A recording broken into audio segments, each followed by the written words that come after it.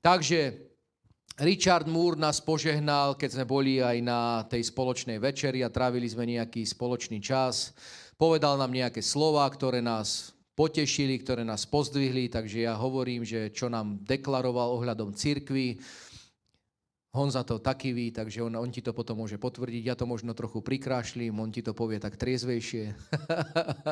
Ale nie, povedal, že toto dielo má dobre naštartované na rast a že môžeme očakávať veľké veci a že môže to byť jedným z diel, ktoré budú najväčšie, čo sa týka milosti. Ja som sa tak na ňo pozeral a hovorím si, tak dobre. Zdalo sa mi to najprv nepredstaviteľné, zdalo sa mi to neuveriteľné, ale potom som si spomenul na jedno slovo, ktoré som to aj minule rozprával, keď sa Mojžiš postavil pred Izraelcov, kedy ich už mal vyviesť z Egypta, tak im doniesol jedno slovo, keď chodil 40 rokov po púšti a potom sa mu Pán ukázal v tom horiacom kreji, ktorý nehorel a povedal mu všetky tie veci, ktorými ho chce požehnať, aby jeho ľud vyviedol z egyptskej zeme, z domu otroctva. Tak Mojžiš sa postavil takýmto spôsobom pred izraelský národ, keď sa vrátil naspäť do Egypta a hovorí im, Hospodin mi prisahal svojou zdvihnutou rukou, že nás vyvedie z Egypta, z domu otroctva do zeme zasľúbenej, ktorá tečie mliekom a medom a ktorá má pre každého jedného z nás dobré veci. A čo urobili Izraelci? Neverili. Neverili pre malomyselnosť, v tej druhej Mojžišovej, čo som to čítal, a neverili pre tvrdú prácu otrockú. Tak ja som si povedal, že hoď sa mi jeho slova zdajú úplne neuveriteľné a nepredstaviteľné, nemôžem nastaviť svoju myseľ tak, že tomu nebudem veriť. Ale som si povedal a budem vyznávať a na modlitbách, keď sa budem modliť, budem prehlasovať toto slovo, hoc bolo povedané úplne normálne. Nebolo to povedané tak, že častokrát si myslíme, že proroctvo má byť povedané, že si ťa niekto zoberie nabok, vyleje na teba 2 litre oleja a proste, že vtedy to má takú váhu. Nie. Niekedy jednoducho povedané slovo, ktoré sa ti zdá úplne nepredstaviteľné, tak ako u tohto Mojžiša, keď sa postavil pred izraelský národ a neverili mu, tak mu začni veriť, začni sa v tom povzbudzovať, lebo keď je to dobré slovo, tak prečo by sa nemohlo naplniť? Je to tak? Čiže akokoľvek sa mi to zdalo nepredstaviteľné, premenil som svoju myseľ, Rubikovú kocku, ktorú mám v hlave, som poskladal za 2 sekundy a povedal som si, budem tomu veriť, budem tomu dôverovať. Aj keď sa mi to absolútne nezdá, okolnosti, na ktoré sa pozerám, tomu absolútne nenasvedčujú, ale ja aj tak budem prehlasovať Božie slovo, ktoré Boh skrze tohto služobníka povedal, že môže z tohto diela byť veľké dielo a ja tomu verím. Amen. Nakoniec vidíme, že izraelský národ aj tak do zasľúbenej zeme nevošiel, vošla tam iba tá druhá generácia, tak prečo by som to mal ja nejakým spôsobom pokaziť? Pre svoju malomyselnosť a pre tvrdú prácu otrockú nikdy. Takže v tom povzbudzujem aj teba.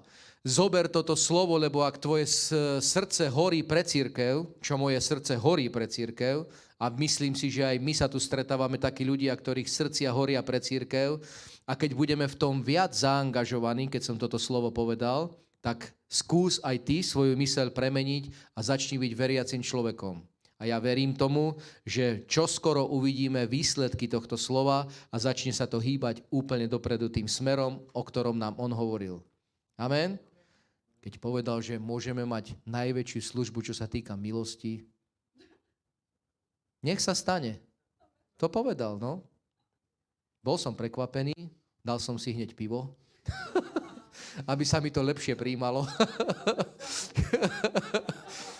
Ale uver tomu, nenechaj mňa v tom samého, ale ver tomu. Povzbudzuj sa v tom, keď sa pozrieš na cirkev a bude sa ti to zdať, že sú tu len také 2 malé krdle kôz, tak uver tomu Božiemu slovu, ktoré bolo povedané, bude toto veľká cirkev. Amen? Verte tomu. Amen? Amen?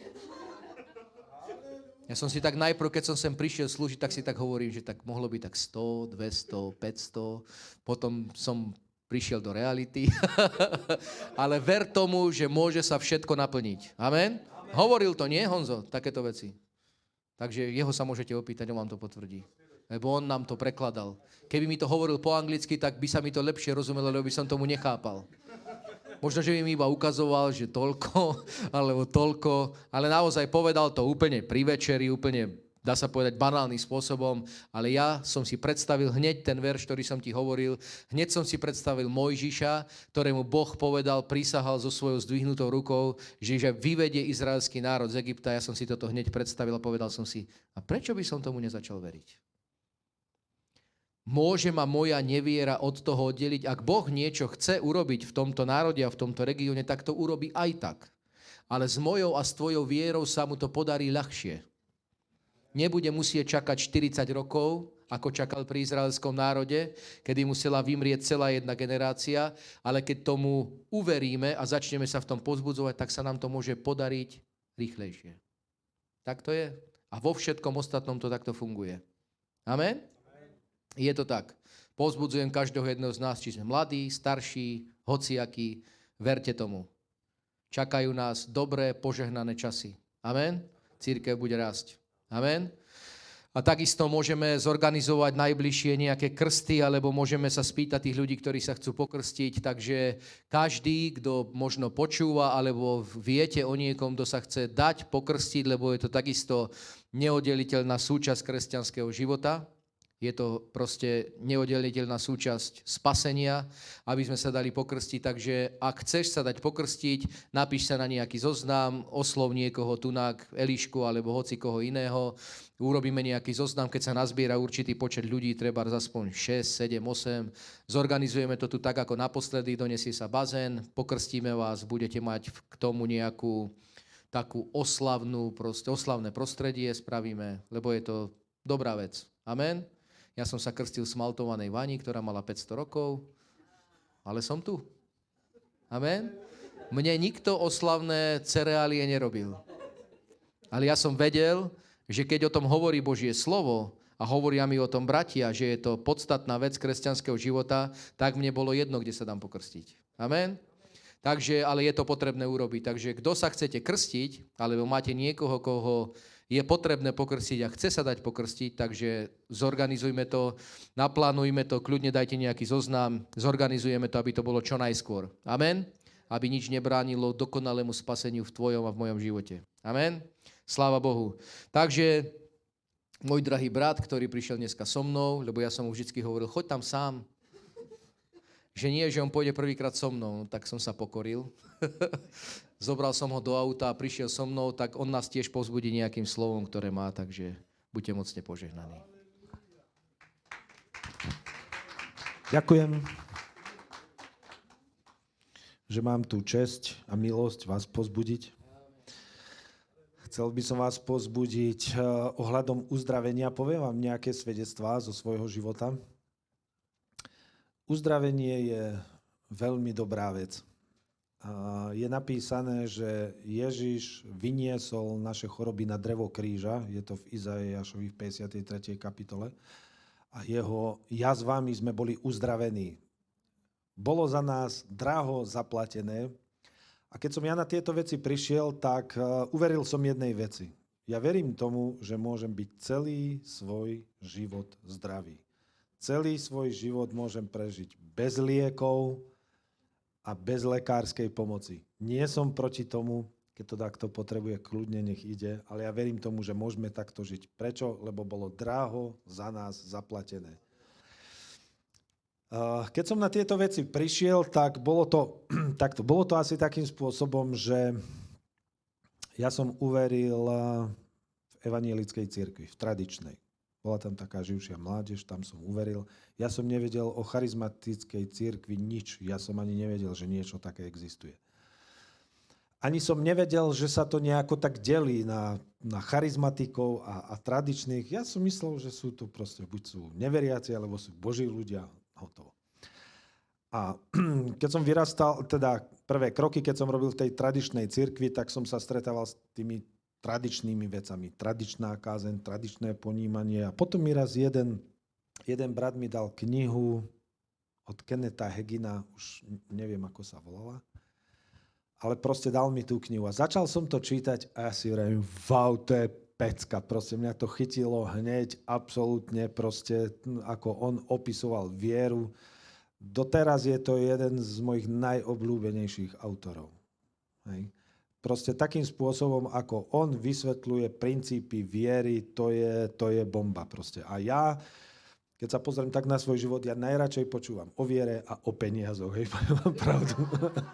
Proste zaujíma ma to najviac. No tak nebudem vám hovoriť, že keď mi poviete, že evangelizácia, ja viem, že to treba robiť, ale nie je to moja najobľúbenejšia činnosť, ja sa priznám, hej.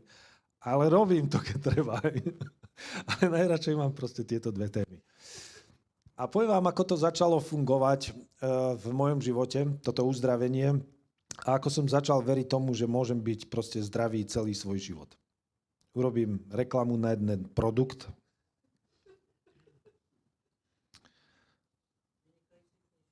To je kniha od Kennetha Hagina Uzdravujúci pokrm. Je tam na každý deň jeden verš, niečo je tam napísané a potom je tam nejaké vyznanie. Vrelo vám to odporúčam. Je to kniha, ktorá vám zaberie, ja neviem, 5 minút ráno, hej, nič viac. Ja to čítam spolu s Bibliou asi 4 roky. 4, 5, neviem koľko. Keď bol ten prvý výtlačok, som si to kúpil. A verím tomu, že ak chcete byť zdraví celý život, tak musíte preto niečo robiť. A poviem vám, že nie je to ťažké. Fakt to vôbec nie je ťažké byť zdravý celý život. Ľudia, keď má niekto nejakú oslavu, narodiny, meniny, čo si ľudia prajú? V prvom rade zdravie. Všetci chcú zdravie. Ešte viac ako peniaze chcú zdravie. A v Kristovi to môžeme mať. Fakt. Ale musíte proste preto niečo urobiť. Poviem vám jedno svedectvo, napríklad také, no je to trošku... Keď som chodil do zboru, v tej dobe ešte v Liptovskom Hrádku, moja manželka tam viedla chvály a ja som typ človeka, ktorý chodí na každé zhromaždenie. Fakt, ako keď nejdem na zhromaždenie, už musí dať čo byť. Ja absolvujem proste všetky zhromaždenia, lebo ja som v cirkvi rád, proste viem, že je to dobré, tak neviem, čo by som mal na tom riešiť. A mám 2 synov, a keď som mal ešte len jedného, bol taký malý a viete, je nedeľa, obliekate sa do sporu a on proste prišiel a hovorí, že ho bolí brúško. Viete, ako malé deti, raz to bolí, raz to, že ho bolí brúško. A vo mne už začal stúpať adrenalín, lebo vedel som, že je to diabol. Proste ja mám ísť na zhromaždenie a teraz proste mi tu začne fňukať, že tak nemôžem, teraz čo? Ona by ostala doma, proste kto bude viesť chvály, ona nemá vodičky, tak išiel by som do zhromaždenia len ja. A teraz už to začalo vo mne stúpať, ja som bol fakt na to naštvaný a si vravím, no čo ideme teraz robiť? On fúr, fňukal toto a zrazu som dostal nápad. Vravím, hej, manželke, vieš, čo je napísané v Biblii, že pre časté bolesti brucha daj si trochu vína. A mňa vtedy napadlo, dajme mu trochu vína. A normálne ona vraví, že to je blbý nápad, a že nie, tak skúsme, je to v Biblii, je. Vtedy proste mi to tak prišlo, veril som tomu, že to môže fungovať. Dali sme mu trochu vína, fakt trošku som upil, ani 5 minút, že mu nič nie je. Sadli sme do auta, šli sme. Takže viera proste funguje a proste musíš tomu ty veriť, hej. Jednoducho nie, že niekto ti to povedal, ale proste mne to vtedy tak prišlo, že verím tomu, áno, je to tak. Potom, keď sa narodil druhý syn, tak proste s deťmi je to tak. Raz je soplík, raz je nátka, raz je to a ja neviem, koľko razy za zimu proste deti skončia v posteli. A čítal som znova knihu od Kennetha Hagina, volala sa Víra hory prenáši, v češtine. A tam čítam, že moje deti nikdy neboli choré, že on zaplatil iba tomu doktorovi za pôrod a to bolo všetky jeho výdaje v súvislosti s chorobou. Ja tak rozmýšľam, že či si robí srandu, alebo že či to je naozaj. A že ak je to naozaj, že deti nemusia byť vôbec choré, tak ja toto chcem. Som si tak povedal, hej? A vrajím si, idem preto niečo robiť. Tak som začal proste to študovať a urobil som ešte jednu takú vec, ako vždy ma to vždy ma to štvalo, keď deti boli choré, lebo bolo to nejaké obmedzenie. Buď proste manželka nešla do roboty, alebo ja. A vtedy bola taká možnosť, ja pracujem doma akože na živnosť a jedna ekonomka mi poradila, že tuto sa dá čo priplatiť a potom, keď budeš na očerke, tak proste môžeš dostať proste väčší peniaz. A ja si vrajím, tak dobre. Tak buď budú tie deti zdravé, alebo diabol budeš platiť proste za každú jednu marodku, že vlastne ja pracujem doma, to znamená, čo uvarím im ráno čaj, môžem pracovať, nebudem platiť odvody, ešte mi aj zaplatia. Vtedy to bolo, ešte boli vtedy koruny a vtedy to nebolo veľa, 17 korún to stalo na mesiac, fakt, a mohol som dostať, ja neviem, od 200 asi viac. Ako som si to urobil, som to platil, ja neviem koľko rokov, ani jediný jeden raz som to nevyužil. A stalo sa to, že vždy, keď deti prišli s tým, že sú chorí, tak vždycky som sa tomu zoprel. Presne tak, ako to on opisoval. Proste prišiel jeden alebo druhý, že mu je zle, vrejme, poď sem, pomodlil som sa za ňoho, za chvíľu budeš zdravý. Keď to neprešlo do večera, tak som sa pomodlil ešte večer pred spaním s nimi a do rána to bude dobre. A fakt, z 99%, ak to neprešlo do večera, tak to prešlo do rána. Od vtedy, ako som to začal praktikovať, neboli chorí ani jeden raz. Starší má 25 bude mať, mladší syn bude mať 22 rokov, vtedy mali 7 a 9, od vtedy neboli chorí. Boli nejaké úrazy, ale choroba ako nádcha, alebo toto, proste to odišlo a to nebolo odvtedy. Ja som nemusel ani jedno zhromaždenie kvôli tomu vynechať. A chcem povedať, že to, že na tieto veci máme nárok, ale my to musíme vedieť prijať. Hej. To sa vám ponúka, ako každý kresťan, ktorý odovzdá život Ježišovi, má na toto nárok, ale my to musíme vedieť prijať. A ako to príjmem? No tak, že sa tomu zoprem. V jednoduchosti sa tomu zoprem. Poviem, chrípka, nádcha, odíď v mene Ježiš. Viete, Keith Moore to vyučuje, že chrípka môže počuť, nádcha môže počuť. Ja teraz minulý týždeň sa začali ozývať kĺby, tak som hovoril kĺbom, kolenám. Normálne som hovoril, buďte zdravé, fungujte, proste musí sa to dať do poriadku, proste, lebo naše slovo má moc. Raz sa mi stalo, že vyhodili sa mi na nohe také bradavice, takých 5 bradavíc. To bolo zvláštne, lebo ja som nikdy nemal bradavice, ani ako dieťa. Takých 5 bradavíc tu na nohe, proste také si... Tak rozmýšľam to, čo je s tým. Modlil som sa za to a nič. A potom na internete som našiel, do okolností to bolo asi zo Slova života, také svedectvo muža, ktorý sa volal Norvel Heiss, ak ho poznáte, napísal jednu knihu dobrú, ako žiť a nezomrieť. A on popisoval, to bolo na videu, také svedectvo, že on mal dcéru, ktorá mala po sebe také vyrážky alebo pupene, alebo neviem čo. Také to bolo proste esteticky nepekné. A prišiel ku mu na návštevu Kenneth Hagin. A pýta sa ho, že prečo si to ešte nepreklial, že tvoja dcera má vyrážky, prečo si to nepreklial. On tak, že ho to nenapadlo, alebo čo, a viem si presne. A začal som robiť to, že ráno som stal, dal som nohy dolu z postele, pozrel som sa na nohy a povedal som, v mene Ježiš, preklínam vás, vyschnite bradavice. A robil som to asi 2 mesiace. Mesiac som to robil každé jedno ráno, potom ten druhý mesiac, raz som to urobil, potom som zabudol, potom som 2 dní nič nepovedal, potom som zas povedal a tak. A za 2 mesiace som zabudol na to úplne. Potom asi po 3-4 týždňoch, ja neviem, išli sme na dovolenku, boli sme na dovolenke, vrátili sme sa a po týždni sa sprchujem a pozerám, ja nemám nič na nohe. Normálne noha čistá, tam nebol ani len fliačik ružový, že po tej bradavici. Úplne proste bola čistá. Čiže takéto neduhy, oni počujú naše slovo a reagujú na to. Takže pozbudzujem vás. Niekedy proste to trvá nejaký čas, niekedy to nejde hneď. V tomto prípade to trvalo 2 mesiace a niečo, ale ja som nemal som ten postoj, že musí to byť hneď. Jednoducho som povedal, budem to preklínať, kým to nezmizne a hotovo. Keď to budem robiť rok, tak rok. Zase ďalšie svedectvo. Raz sa mi stalo, že bol som na jednej dobrovoľníckej akcii ako dobrovoľník. Tá akcia trvala týždeň, malo to taký športový charakter. A upravovali sme tam lyžiarske trate. A stalo sa mi, že prvý večer, boli sme ubytovaní na jednom hoteli, tam, kde bola tá akcia, sme sa stretli, taká partia, každý rok sme tam chodili a dobre sme sa poznali, takže bola to taká dobrá akcia, vždycky tam bola sranda. Prvý večer, vtedy bola zima, to bol február a v noci bývalo tak do -20 a cez deň -10, aj keď svietilo slnko.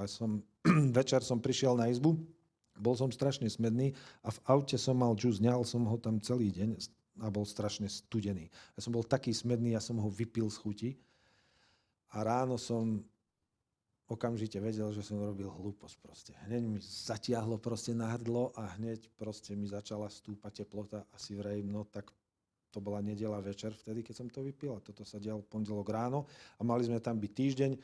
Si vrejím, prišiel som prvý deň a teraz čo im poviem, hej, ešte vedeli o tom, že som sa obrátil, že som kresťan a teraz ja poviem, že som chorý a odídem a všetci neveriaci ostali by tam. Tak mi to bolo také hlúpe, tak som povedal, že nie, že proste sa tomu zoprem. Tak ako som to robil aj v iných veciach. Takže som sa tomu zoprel a začal som vyznávať, že jeho ranami som uzdravený a všetko vládzem v Kristovi, ktorý ma posilňuje. Ale proste tá teplota stúpala, ja som sa začal potiť, až to bolo tak, že ja som sa musel ísť tak 2 razy do dňa prezliec na tú izbu, lebo som bol úplne spotený. Proste tielko mokré, tričko, všetko. Iba vetrovku som si nehal, všetko ostatné som si musel prezliec. To bol pondelok, utorok to isté, ale vyznával som to isté a vrajím, nie, nepôjdem domov, to musí odísť. V utorok to isté, v stredu som sa zobudil to isté. Ale som sa nevzdal a stále som vyznával, nie, jeho ranami som uzdravený a všetko vládzem v Kristovi, ktorý ma posilňuje. To musí odísť. No a samozrejme, že prišiel diabol a hovoril, no tak toto keď nevyležíš, tak to bude mať ako pekný dosah. Hej. To nie je, že len teraz si tu, ale to sa ti ešte aj vráti. Nevzdal som sa, v stredu večer to začalo odchádzať, vo štvrtok som bol úplne v pohode, piatok som bol v pohode a nedostal som teplotu tú zimu vôbec, ani prvý rok, ani druhý rok, ani tretí rok, ani štvrtý rok, ani piatý rok. 5 rokov som potom nemal teplotu ani o... Potom som mal po 5 rokoch jeden deň teplotu, lebo som dostal COVID.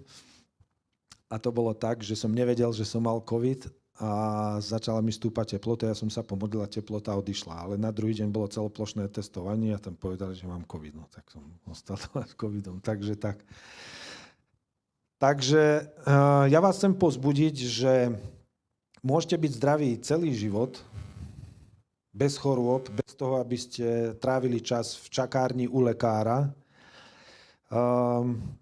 Neviem, pred 2 alebo pred 3 týždňami som čítal ešte jedno svedectvo tiež v tejto knihe. Myslím, že sa volá že ho pomenoval sestra Fosterová, alebo ako sa volala.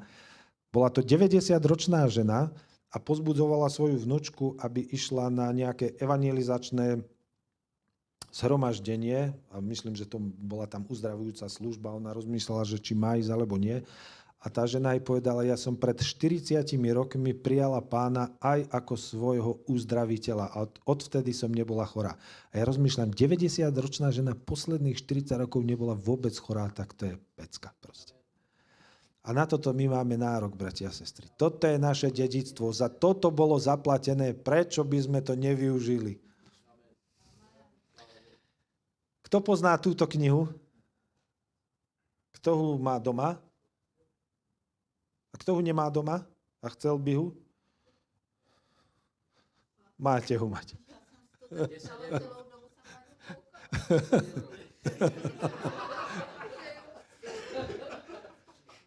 Takže vás pozbudzujem, máme nárok na uzdravenie, robte preto niečo, čítajte slova o uzdravení a bude vám to takto krásne fungovať. Nie je to vôbec ťažké. Ešte som si teraz spomenul na jedno svedectvo, ak si pamätáte, na jedného kazateľa volal sa John Austin. Jeho žena ochorela na rakovinu, doktori jej povedali, že má pár dní života pred sebou. Oni začali bojovať a potom už, keď bola uzdravená, tak ona povedala jednu vec. Ona nevytiahne ráno pety z domu, ak by aspoň jeden verš nevyznala o uzdravení.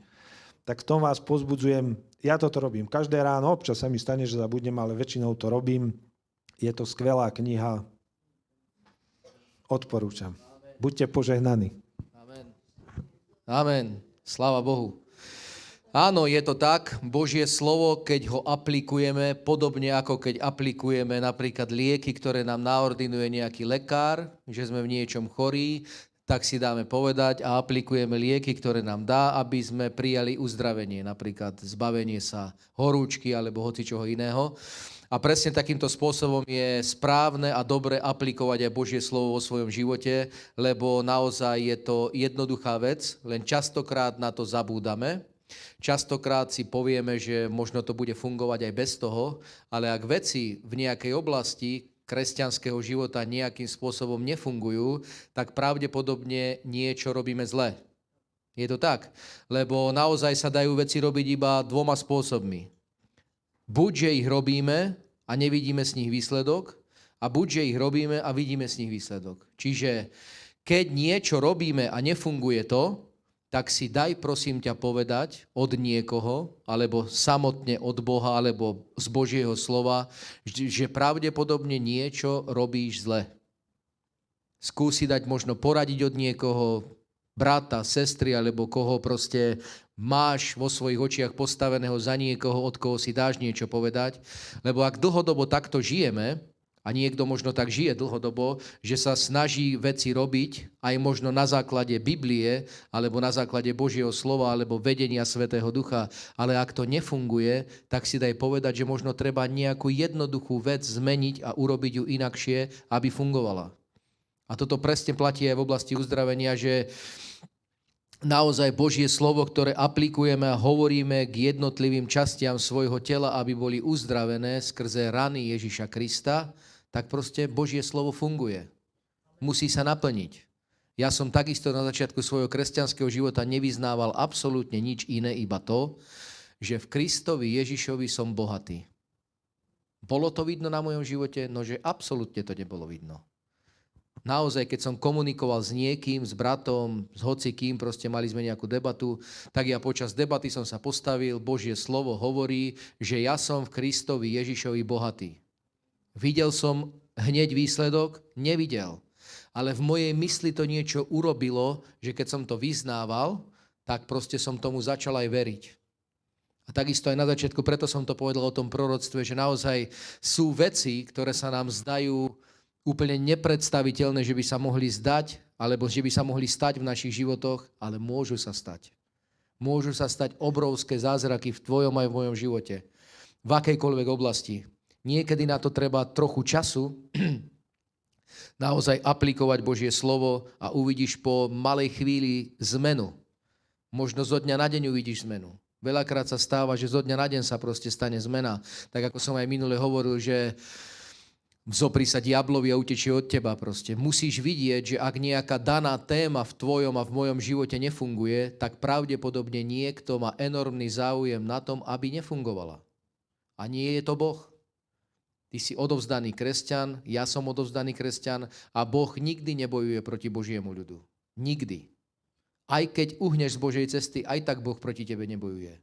Bojuje proti tebe iná temná sila, ktorá sa nazýva diabolská sila, démoni proste. A toto takisto musíme vidieť, že aj tomuto, na toto nám dáva Božie slovo liek, že musíme sa tomuto vzopierať. Musíme to vidieť, že bojujú proti nám démoni. Lebo démoni bojujú proti nám, bojujú aj proti ľuďom v tomto svete, ale voči nám bojujú ešte o to viac, lebo my vieme, že kto proti nám bojuje. Ľudia vo svete si myslia, že bojujú proti nim nejaké okolnosti, situácie, ktoré nie sú priaznivé v ich životoch, nie sú proste také komfortné a dobré. Myslia si, že dobre, keď to teraz prišlo, nie je to dobré, tak za chvíľu to odíde. Ale my nemáme mať takýto postoj v našich životoch. My nemáme mať v kresťania postoj v životoch, že ak niečo zlé ma postihne a do niečoho zlého som sa dostal, takže chvíľu počkám a za chvíľu to odíde. A čo ak to neodíde? Čo ak si tak na to zvykneš, že zrazu zistíš, že si v tej zlej situácii 10 rokov. Veľa ľudí takto žije. Aj veľa kresťanov niekedy tak žije. Napríklad je dobré si uvedomiť, že cirkev je naozaj výnimočným miestom, ktoré, ako tu Miro povedal, že si povedal vo svojom živote, že bude v cirkvi vždy. To som si povedal aj ja. Musel som k tomuto názoru a k tejto pravde dospieť takisto nejakým spôsobom. Takisto som si myslel v začiatkoch svojho kresťanského života, že veď nemusím chodiť 2-krát do zboru. Však veď pre pána Jána, ako je Boh nado mnou, tak na čo mám chodiť 2-krát do zboru, keď potrebujem pracovať práve v tom období, kedy mám ísť do zboru. Ale raz sa ma dotklo Božie slovo. Nebol to dotyk z neba, že prišla viditeľná ruka, urobila niečo v mojom mozgu a zmenila ma. Dotklo sa ma Božie slovo, som si povedal, ale predsa je to podstatné. Ak mám Bohu dovoliť, aby zmenil môj život, tak ja proste nemôžem byť na inom mieste, ako je cirkev. Proste nie. A stáli proti mne vtedy okolnosti, že sme prerábali rodičovský dom a chudák môj otec robil a ja som sa zodvihol a povedal som, ja idem do zboru. Je mi to jedno. Proste je mi to jedno. Proste vtedy budem v zbore, naplánuj si to tak, aby sme vtedy v tom období nerobili, lebo budeš robiť sám. A bol to otec, ktorého si vážim. Doteraz.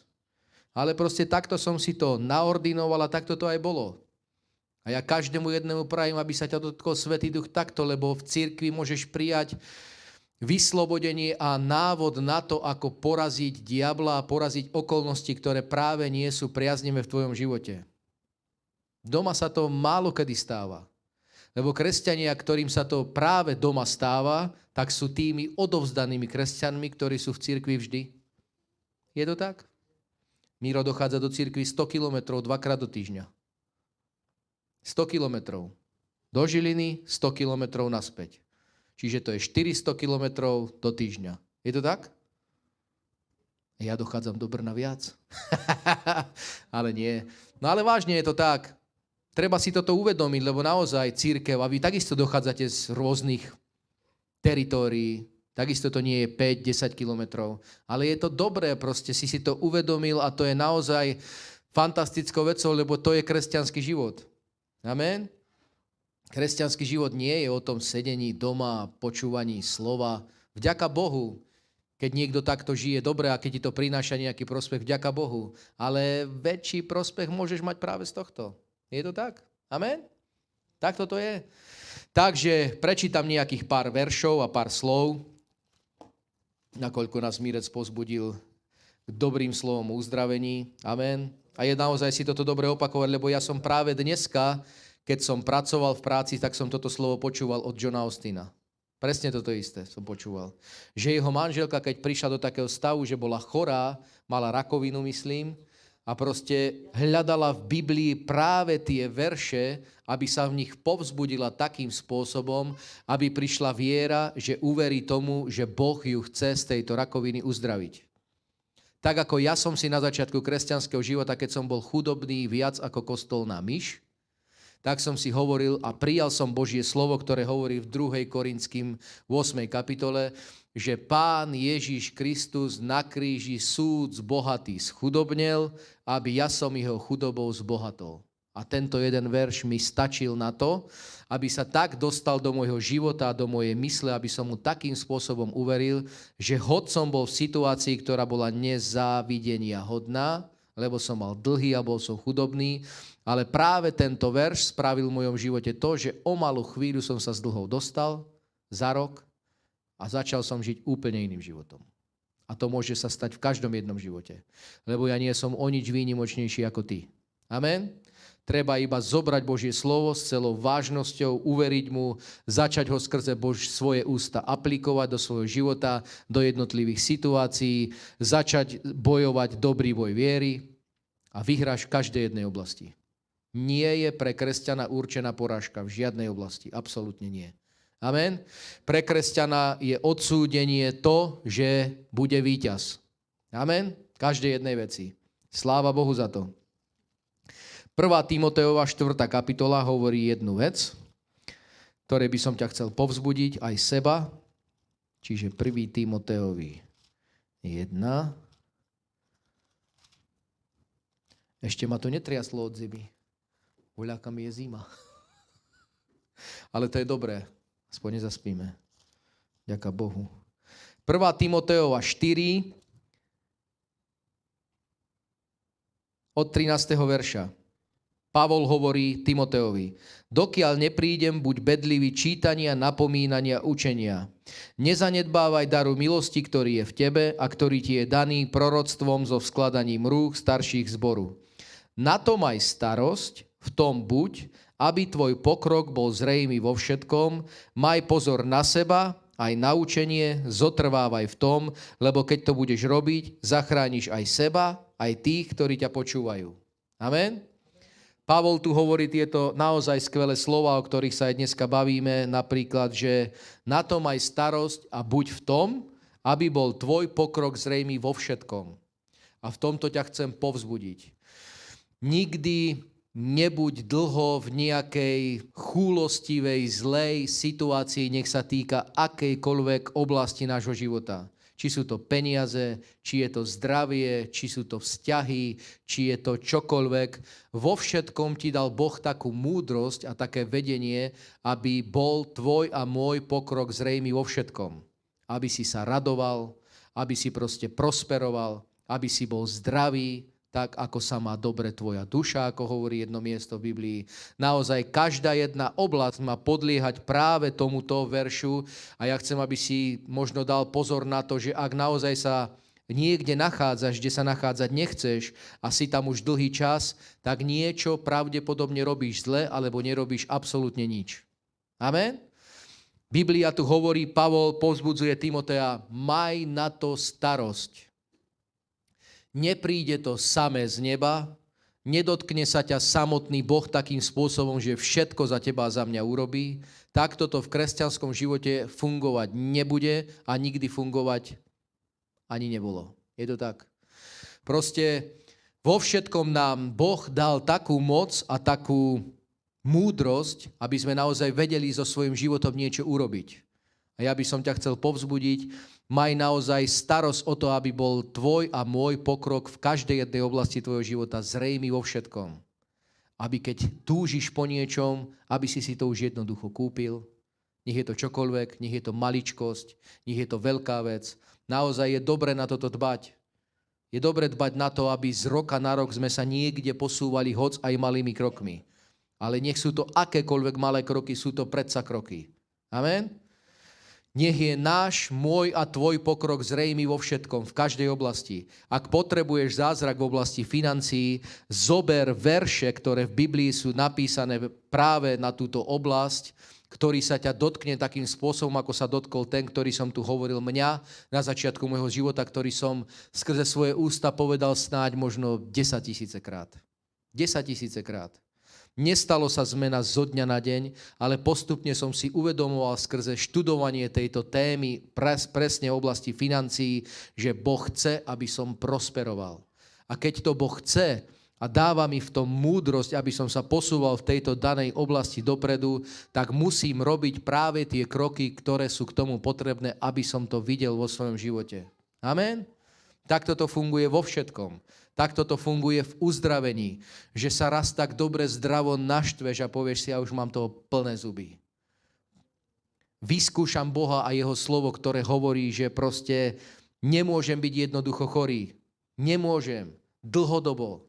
Krátkodobé choroby sú proste, hej, príde na teba nejaká chrípka, nejaká nádcha, nejaké veci, ale aj v tom vieš zvíťaziť.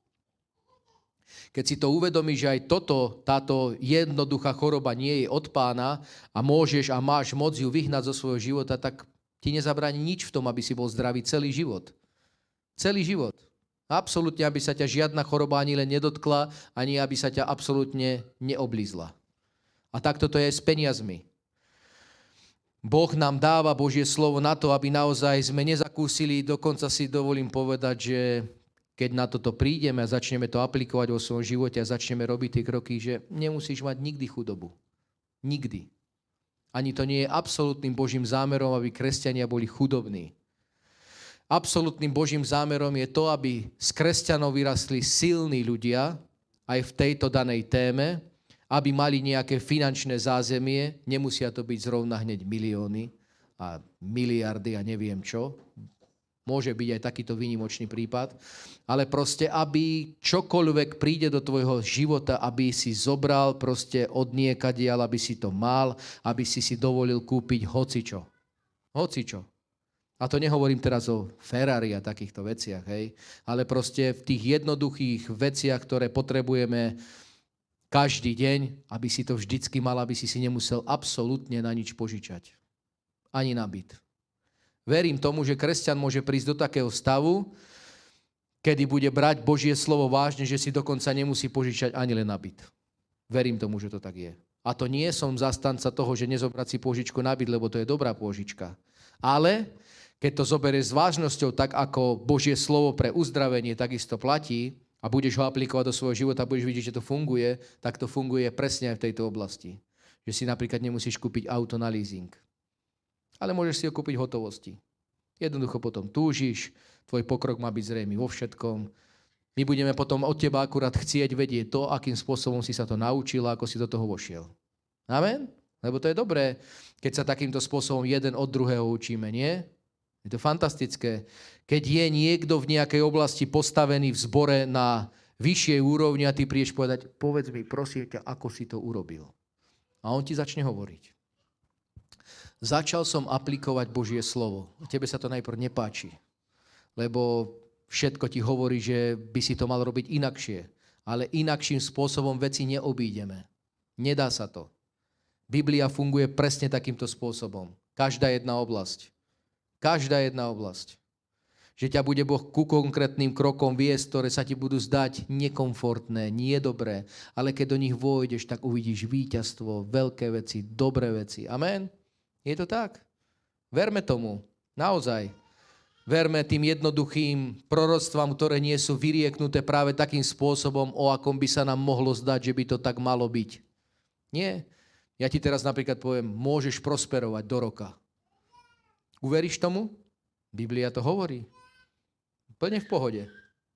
Môžeš byť úplne za vodou do roka. Do 2, do 3. V pohode. Záleží tomu, čomu uveríš a čo začneš do svojho života aplikovať. Presne takto to je. Je to tak. Môžeš byť ženatý do roka. Vydatá do roka. No, je to tak. To funguje pre každú oblasť. Boh má pre teba fantastického partnera. Určite. A ešte poďme na jedno slovo. Prosím ťa, nájdi list Jakubov. Včera som o tom aj hovoril v Žiline, ale prečítam inú časť. Jakub, 2. kapitola. Verím, že si pamätáš, čo sme hovorili minule. Ako sme hovorili z prvej kapitoly, ten 21. verš, že blahoslavený bude ten, kto bude niečo konať. Amen? Aby sme neboli v tej skupine národa a ľudí, ktorí sú na tomto svete, kde sa to rozdeľuje na tých, ktorí niečo robia a všetci ostatní. Nebuď ako všetci ostatní. A prajem to aj sebe. Chcem byť práve v tej časti ľudu, ktorý sa hýbe po tejto zemi, že budem niečo robiť. Amen? Buď aj ty takým človekom, lebo je to lepšia časť, aj keď nás je tam menej. Je to tak. Ale pridaj sa k nám. Každý jeden. Amen? Biblia nás k tomu bude povzbudzovať. Aj nás k tomu povzbudzuje. Nemusíte zapínať kúrenie. To je v pohode. Či vám je zima? Takže 2. kapitola Jakuba od 14. verša. A tým skončím. Čo to prospeje, moji bratia, keď niekto hovorí, že má vieru a nemá skutkov? Či ho azda tá viera môže spasiť? A keby brat alebo sestra boli nahí a nemali by denného pokrmu, a keby im niekto z vás povedal, choďte v pokoji, zohrejte sa a najedzte sa, a keby ste im nedali toho, čo je potrebné pre telo, čo to osoží? Tak aj viera, keď nemá skutkov, je mŕtva sama v sebe. Ale niekto povie, ty máš vieru a ja mám skutky. Ukáž mi svoju vieru bez skutkov a ja ti ukážem svoju vieru zo svojich skutkov. Ty, že veríš, že je jeden Boh, Dobre robíš, aj démoni veria a trasú sa. Ale či chceš vedieť o prázdny človeče, že viera bez skutkov je mŕtva? Či nebol Abraham, náš otec, ospravedlnený zo skutkov, donesúc obeťou svojho syna Izáka na oltár? Tedy vidíš, že viera spoluúčinkovala s jeho skutkami a že viera bola dokonaná zo skutkov. Amen. Prajem, aby sme všetci toto videli. Naozaj máme neuveriteľne veľa možností v dnešnej dobe počúvať Božie slovo, čo je fantastická správa. Keď som bol mladým kresťanom, tak sme museli vyhľadávať tie zdroje, ktoré by nám poskytli tie Božie pravdy, ktoré hovorili tí Boží veľkí ľudia, ktorí práve v tej dobe žili. Naozaj sme mali tie veľké videokazety, VHS-ky, museli sme si to kupovať, stálo to veľké peniaze, museli sme si kupovať literatúru, stálo to proste veľa peňazí. Internet vtedy na začiatku môjho kresťanského života absolútne nebol. Nebol tento zdroj dostupný vtedy v mojom živote a my, keď sme sa chceli niečo dozvedieť napríklad v oblasti financií alebo viery, museli sme si to pracne kúpiť, museli sme pracne vycestovať, museli sme pracne si kúpiť literatúru, ktorá by nám pomohla k tomu, aby sme sa dostali nejakým spôsobom dopredu v daných oblastiach, ktorých sme potrebovali napredovať. Dneska máme každý tú zázračnú búdku vo svojom vrecku, chytíš, vytiahneš na akomkoľvek mieste, v aute, to je zázrak. Tedy sme v aute nevedeli počúvať Božie slovo, jednoducho sa to nedalo. Ak si chcel počúvať Božie slovo, tak som musel vycestovať do Maďarska na Škode 110. Tak si predstav, že to bol zázrak, že som vôbec vycestoval. Ale veľakrát sme tak chodili, 5 v Škode 110. Chlapi jak hora. Išli sme tam s radosťou, s nadšením, že budeme počúvať niekde nejaké dielo, kde sa vie zhromaždiť 20-30 tisíc ľudí. Boli sme v tej športovej hale a som tam prišiel. Ale ver, že tieto veci, ktoré sme preto boli ochotní urobiť, práve posunú tvoj a môj život. Mňa to posunulo, aj keď som si v tej dobe nemyslel, že ma to niekde posunie. Ale každá vec, ktorú urobíme proste preto, aby sme sa niekde posunuli, v budúcnosti to budeš vedieť, že práve toto ťa posunulo niekde, keď si toto urobil. Je to tak? A dneska máme tých možností naozaj veľa. Otvoríme si mobil, sme pohodlní, sedíme v obývačke a povieme si, na čo ja mám chodiť do cirkvi, však tu mám cirkev pred sebou. To je síce fajn. Je to fajn. Ale častokrát sa dostávame do takého stavu, o akom hovorí Božie slovo aj práve v tomto Jakubovi, že máme toľko napočúvané, že náš harddisk je naozaj tak plný, že už nevieme nič tam dostať. Už sme takí bombardéri skrze svoje ústa, že hovoríme o viere už o takej veci, že ideme zniesť samotného Pána znovu na zem. Tak si už myslíme, že viera pracuje v kresťanských životoch, lebo už sme počuli všetko. Všetko. Dneska naozaj si otvoríš YouTube, prvých 10 videí sú proste kázne. Čo nie je zlé, je to fajn. Ale ak naozaj prídeme iba do takého stavu, že už iba počúvame a nevieme robiť ďalšie veci, ktoré sú potrebné k tomu, aby to počutie, ktoré sa do nás dostalo, bolo aplikované skrze tie jednotlivé skutky, tak Biblia hovorí, že moja a tvoja viera je mŕtva. Je to tak? Čiže ak niečo počuješ niekde, si na nejakom Božom mieste, v cirkvi, kdekoľvek, alebo počúvaš doma a nejaké slovo sa ťa dotkne v akejkoľvek oblasti, napríklad v oblasti financií, začneš mu veriť, začni ho aplikovať do svojho života, vždycky sa to na začiatku prejavuje tým, že to začneme vyznávať. Potom nám Boh otvorí ako keby nové dvere a bude nás viesť nejakými konkrétnymi krokmi, čo treba v danej oblasti urobiť. Nech je to uzdravenie, nech je to financie, to sú najlepšie proste oblasti, v ktorých sa to dá najlepšie pochopiť. A to platí v každej jednej oblasti. Že ťa bude Boh viesť, no keď chceš veľké veci, tak možno bude dobre, keby si začal rozmýšľať nad podnikaním. Napríklad.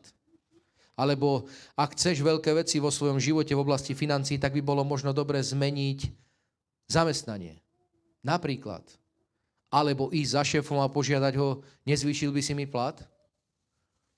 Častokrát už keď kresťania prídu do nejakej fázy svojho života, tak si myslia, že že môžu rozkazovať svojmu šéfovi. Ale to tak nefunguje. Ak ty si pod nejakým šéfom a si kresťan, tak nezačni sa tváriť tak, že môžeš svojmu šéfovi rozkazovať, lebo bude to viesť k tomu, že ťa vyhodí. Ani sa s tebou nebude baviť, ani ho to nebude zaujímať, že si kresťan. Čiže aj v tejto oblasti musíme byť proste múdri. Hoď aj si kresťan a myslíš si, že si nad každou situáciou nemôžeš rozkazovať šéfovi. Tak toto proste fungovať nebude. Amen? Čiže buď poddajný v tomto. Môžeš za šéfom prísť a povedať mu, prosím ťa, potreboval by som zdvihnul plat, nezvyšil by si mi plat? Porozmýšľam. Na budúce príď za tebou, zdvihol som ti plat. Mne sa to stalo veľakrát. Mne sa to stalo, dokonca ani som za ním nechodil. Bol som iba pokorný, proste robil som, čo bolo treba, robil som si svoju prácu, nevymýšľal som somariny a prišiel za mnou, dávam ti toľko a toľko. Čo ty na to povieš? Toľko si nezaslúžim. Fakt? Takto som bol takýto kresťan. Takým buď aj ty, zaslúžiš si všetko, ale nemôžeš svojmu šéfovi začať rozkazovať. To fungovať nebude. To bude viesť k výpovedi. Amen? Neviem, prečo som to povedal, ale povedal som to. Je to tak? Častokrát si kresťania myslíme o sebe, že už môžeme všetko. Nemôžeš. Prirodzené zákony neobídeš. Je to tak? Ale naozaj dostaň sa do takej fázy, ak už máš toľko napočúvané z Božieho slova, tak už ak ťa to nevedie ku skutkom, tak niečo je zlé. Niečo je zlé. Budeš si síce myslieť, že si v nejakom dobrom stave, ale radšej buď v tom stave, že čokoľvek počuješ, čo sa ťa dotýka, tak hneď chci proste sa niekde hýbať. Hneď chci robiť k tomu skutky. Či je to služba v zbore, či je to proste tvoj osobný život. Hneď ťa bude Boh viesť do skutkov. Je to tak? Biblia to v tomto výnimočnom liste Jakuba hovorí, dá sa povedať, ako sa povie po česky, že tak jednoducho, alebo neviem, ako to mám povedať. Že tak proste od huby, alebo neviem ako. Jednoduché jak facka. A je to tak. Lebo na iných miestach čítame síce trebárs v Rímanoch čítame o skutkoch ako takých, ale to je o skutkoch spravodlivosti a o skutkoch spasenia. Častokrát si to chceme zameniť a povieme, no na čo mám robiť skutky, keď Biblia hovorí, že spasenie mám bez skutkov. Ale to sa týka oblasti spasenia. Tam treba urobiť jeden skutok, vyznať Pána Ježiša Krista svojimi ústami, v srdci uveriť, som spasený. Dáš sa pokrstiť, si spasený. Čo ďalej? Ja ako kresťan, ktorý som to urobil takisto na začiatku svojho kresťanského života, som chcel vedieť o Bohu viac. A my by sme mali byť takí istí. Nám by nemalo postačovať len spasenie, ktoré sme dostali zadarmo, bez skutkov, len sme sa dali pokrstiť a niečo sme vyznali. Ale ja by som chcel vedieť o Bohu viac a chcem vedieť o Bohu stále viac. Lebo Boh má neobmedzené možnosti. Pre každého jedného. Totál. Neobmedzené. A chce ťa do nich voviesť. Chce ťa do nich voviesť skrze boj, aby si začal možno bojovať proti duchovným mocnostiam, aby si začal podnikať, aby si to uchopil v oblasti zdravia, aby si to uchopil v oblasti rodiny, v každej jednej oblasti. Len už to napočúvané slovo začni aplikovať skrze skutok. Amen? Je to podstatné toto pochopiť. Je to fajn. Nebuďme naozaj len obyčajnými poslucháčmi, čo určite spôsobí takisto veľa dobrých vecí. Ale neurobí to proste tie veci, ktoré Boh chce s nami urobiť. Amen? V nedeľu príde pastor Peťo, takže majte dobré zhromaždenie.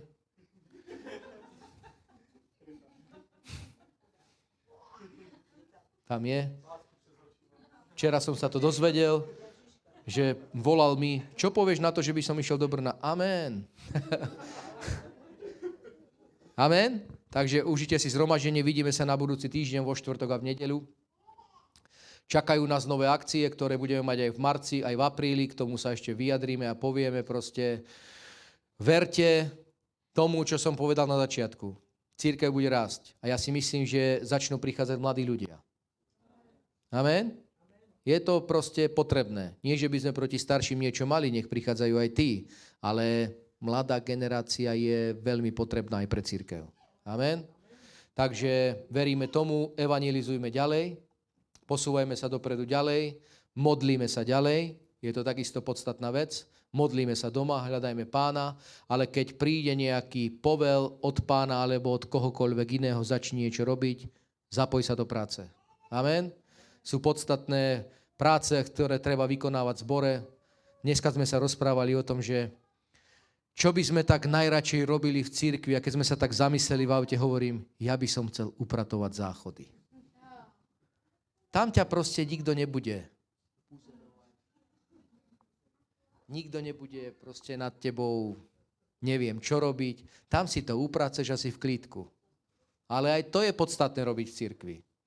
Aj obyčajné upratovanie, aj keď sa zdá obyčajné, treba ho urobiť. Amen? Povzbudzujem každého jedného, je to práca pre Pána. Tak ako ja tu stojím a pracujem pre Pána, ako tu stoja chváliči a pracujú pre Pána, ako tu je technický tím a pracuje pre Pána, tak pracujeme pre Pána všetci.